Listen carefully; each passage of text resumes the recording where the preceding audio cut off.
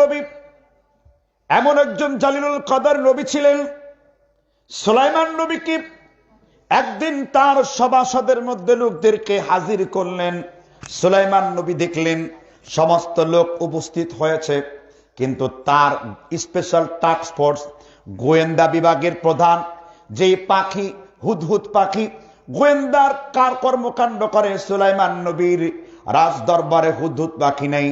সুলাইমান নবী বললেন সবাই উপস্থিত, কে নাই? তখন লোকেরা বলল হুদহুদ পাখি নাই।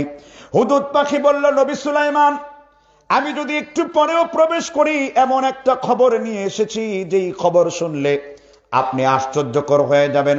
ও হুদহুদ পাখি, তুমি কি খবর নিয়ে এসেছো? হুদহুদ পাখি বলল, আমি দেখেছি রানী বিলকিস তার সিংহাসনের উপরে প্রায় 30,000 পর্দার অন্তরালে রানী বিলকিস সূর্যের ইবাদত করে, সূর্যের পূজা করে। সুলাইমান নবী বললেন, এত বড় দুঃসাহস রানী বিলকিসের! কে আছে এমন ব্যক্তি রানী বিলকিসের সিংহাসনটা আমার সামনে নিয়ে আসতে পারবে?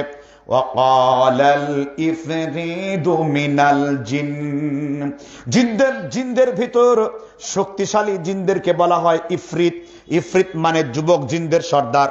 ইফরিত বলল, ও নবী সুলাইমান, আপনি চক্ষু বন্ধ করবেন আর চক্ষু খুলবেন, আমি রানী বিলকিসের সিংহাসনটা এক পলকে আমি ইরাকের ব্যাবেল শহর থেকে মুহূর্তের ভিতর আপনার সামনে নিয়ে আসব।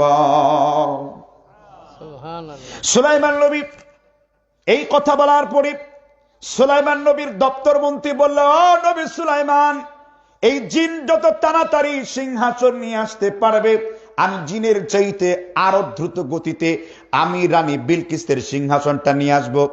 এবার দুইজন প্রতিযোগিতায় লিপ্ত হয়ে গেল। ওই শক্তিশালী ইফরিত জিনের পূর্বে সুলাইমানের দপ্তর মন্ত্রী তিনি রানী বিলকিসের সিংহাসনটাকে উপস্থিত করলেন। এবার সুলাইমানের মন্ত্রী পরিষদরা জিজ্ঞাসা করলো, ও আমার দপ্তর মন্ত্রী, তুমি কি এমন আমল করেছো যে আমলের বরকতে আমার আল্লাহ তোমাকে এই নিয়ামত দান করেছেন? রানী বিলকিসের সিংহাসনটা কি পরে নিয়ে এসেছো? এবার দপ্তর মন্ত্রী বলল, নবী সুলাইমান, আমি প্রত্যেক দিন ইসমে আজমের জিকির করি, আর যে ব্যক্তি ইসমে আজম পড়ে আল্লাহ রাব্বুল আলামিনের কাছে দোয়া করে, আমার আল্লাহর সাথে সাথে তা কবুল করে নেন। সাহাবীরা জিজ্ঞাসা করলেন, ইয়া হাবিবাল্লাহ, ইয়া রাসূলুল্লাহ, আমাদেরকে শিক্ষা দেন ইসমে আজম কি? এবার হাদিস খুলুন সুনান ইবনে মাজাহ 4031 নম্বর হাদিস। হাদিস হলো সহিহ। রাসূল ইসমে আজম উম্মতকে শিক্ষা দিয়েছেন। সবাই ঠোঁট নাড়বেন। আল্লাহুম্মা ইন্নী আসআলুকা বিআন্নাকা আনতাল্লাহুল আহাদুস সামাদ আল্লাযী লাম ইয়ালিদ ওয়া লাম ইউলাদ ওয়া লাম ইয়াকুল লাহু কুফুয়ান আহাদ।